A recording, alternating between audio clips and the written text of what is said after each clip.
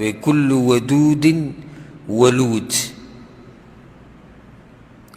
هاغه زنانه چې بای کې مینه ډېره ودود او بچی ډېر راوړي او چې کله خاون غوسه شي نو دا ورته وایي هذه یدي فی یدک دا ستا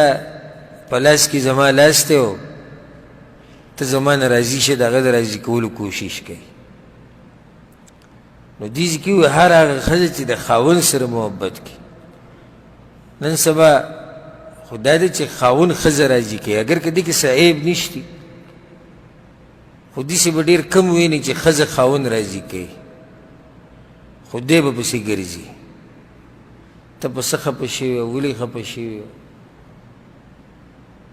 کله په یو طریقه او کله په بله اگر که دې کې هم څه عیب نشتی او خبره مې دې پورې راوسته چې زنانو کې د خاوندانو سره محبت هغه نن سبا کم شوی دی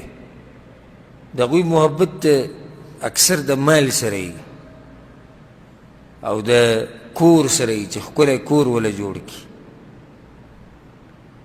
او ډېرې پیسې پې لګوي او ښکلي خوراکونه کور ته راوړي دې سره محبت وي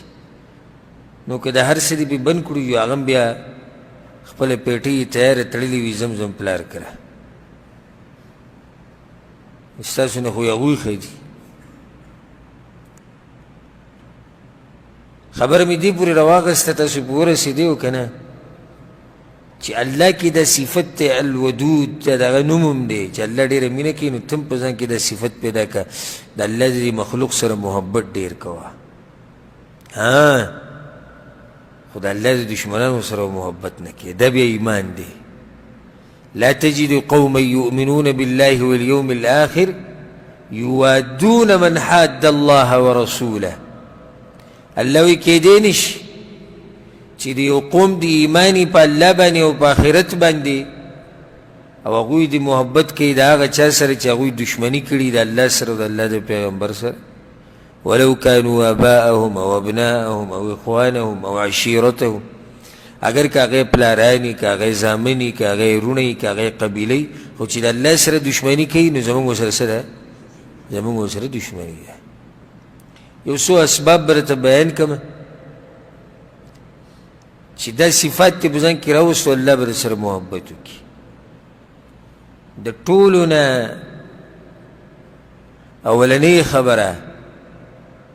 د الله د پیغمبر تابعداري کوه الله به سره محبت کوي